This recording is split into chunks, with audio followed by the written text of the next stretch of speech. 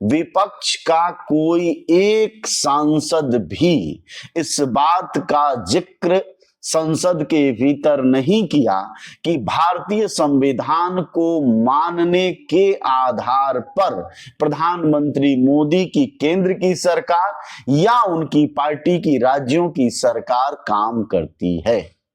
इस बात की तकलीफ अपने अंदाज में अखिलेश यादव ने बयान की, अपने अंदाज में महुआ मोइत्रा ने बयान किया, प्रियंका गांधी ने अपने लंबे भाषण में बताया कि किस तरह से 75 वर्षों का जो इतिहास है वह सब कुछ संविधान की बदौलत है। और यहां तक कि आम आदमी पार्टी के सांसदों ने भी यही बात कही। बहुत साफ है कि जब यह देश 75 साल अमृतकाल अपने संविधान के मना रहा है, उस समय इस देश का विपक्ष यह कह रहा है कि इस देश के संविधान को तार तार किया जा रहा है।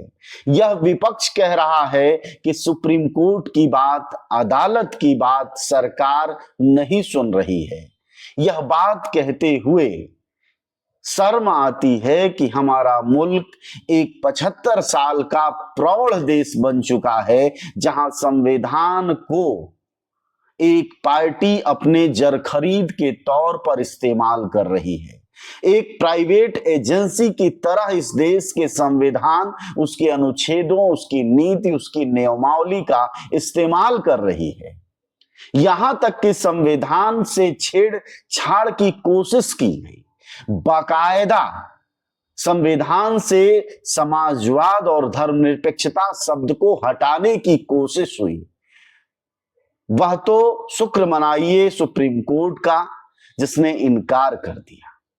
गजब की स्थिति है इस देश में दोस्तों। एक तरफ प्रधानमंत्री मोदी, महुआ मोइत्रा जब संसद में बोल रही थी तो बड़ी कमाल का बोल रही थी, सज के आएगा, धज के आएगा, के सर नवाएगा। यह व्यंग जरा सुनिए प्रधानमंत्री को लेकर है, उनकी कैबिनेट को लेकर है।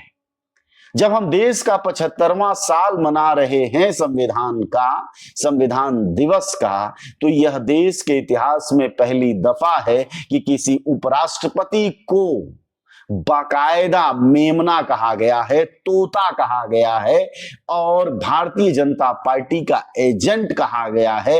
हिंदी में सुने तो उसे दलाल कहते हैं। और इतना ही नहीं, उनके खिलाफ अविश्वास प्रस्ताव लाया गया। अगर विपक्ष को उपराष्ट्रपति पर भरोसा नहीं,